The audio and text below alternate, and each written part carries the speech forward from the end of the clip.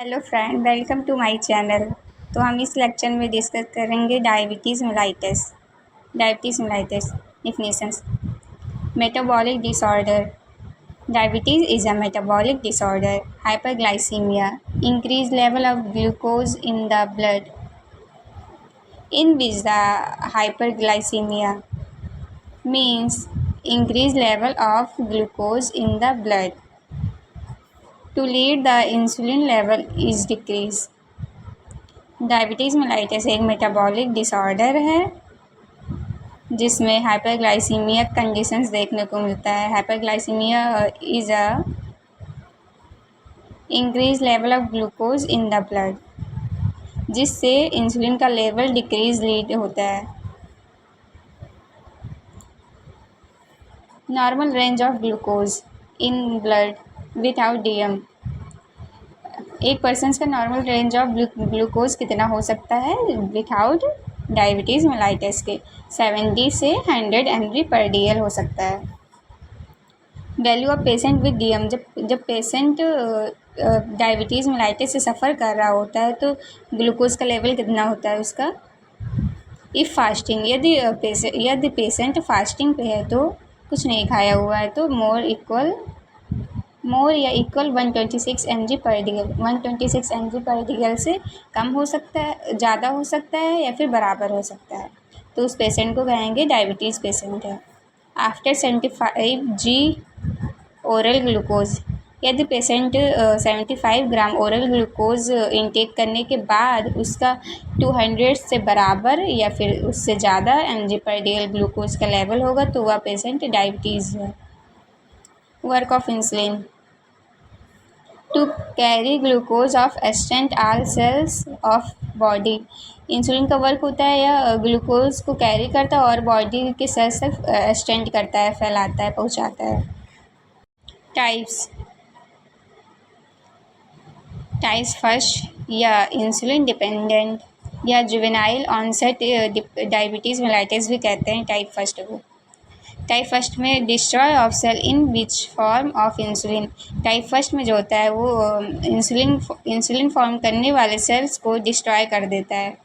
Beta cells destroy in the pancreas. Beta cell destroy हो जाता है जो पेंक्रियाज में प्रेजेंट होता है। Beta cell is producing of insulin. Beta cell जो होता है वो इंसुलिन को प्रोड्यूस करता है। इन दिस टाइप, इस टाइप में पेशेंट और person is totally depend on external insulin.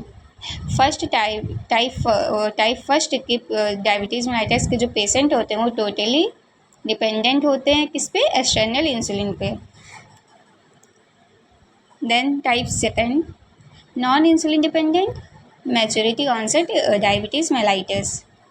इसमें देखते हैं नो और only moderate decrease in beta cell.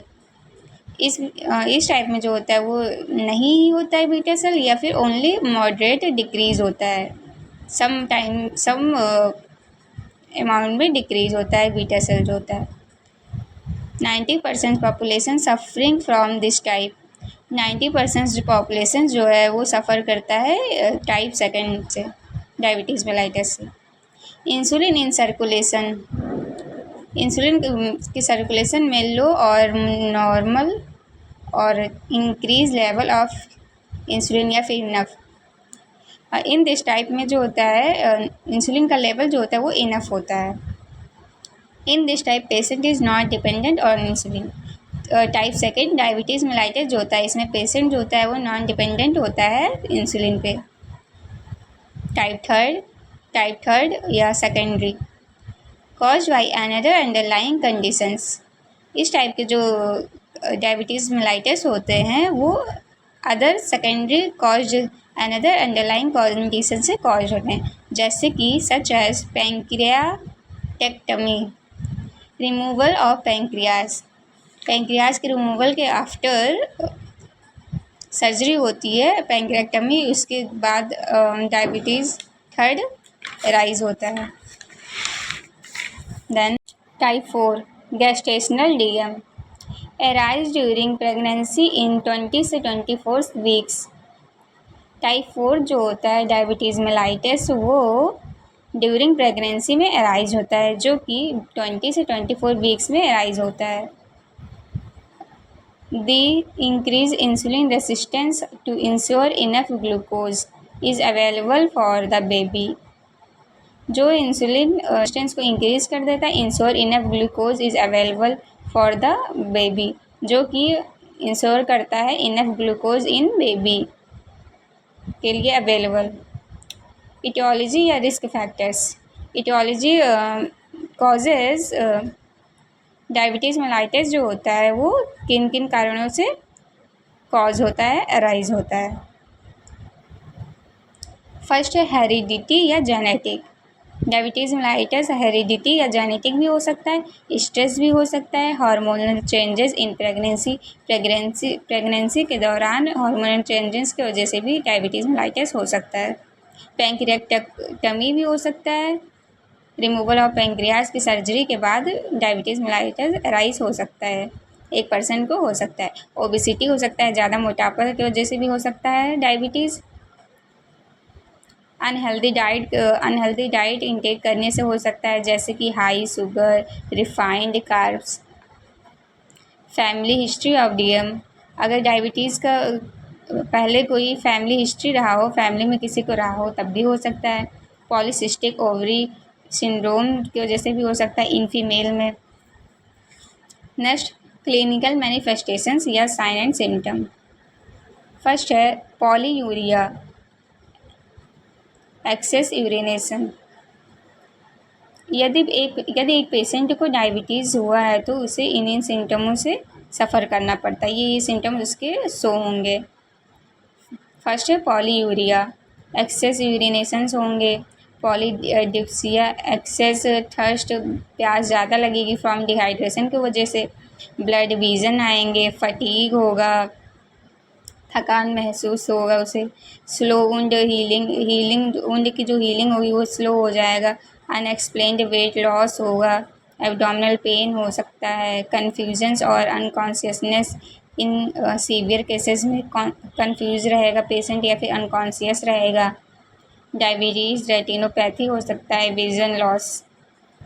Kidney failure भी हो सकता है, फूड अल्सर्स भी हो सकते हैं और गम डिजीज़ भी हो सकते हैं।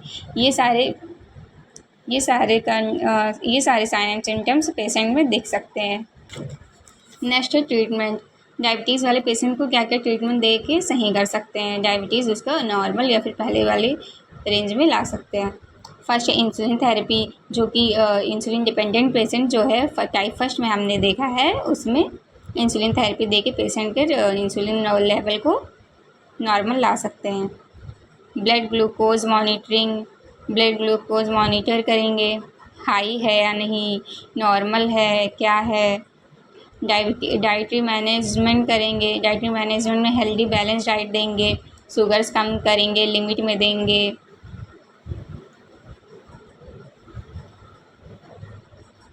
Education and life styles provide करेंगे पेशेंट को एंड उसके फैमिलीज़ को या फिर फैमिलीज मेम्बर्स को या रिलेटिव्स को इन दिस कंडीशंस के बारे में एजुकेट करेंगे। लाइफ स्टाइल चेंजेस के बारे में बताएंगे, एक्सरसाइज बोलेंगे लाइफ स्टाइल चेंजेस में, और डाइट्स वगैरह बोलेंगे प्रॉपर फॉलो करने के लिए, सारी चीज़ों का एजुकेट करेंगे। हाइजीन मेंटेन करने के लिए बोलेंगे।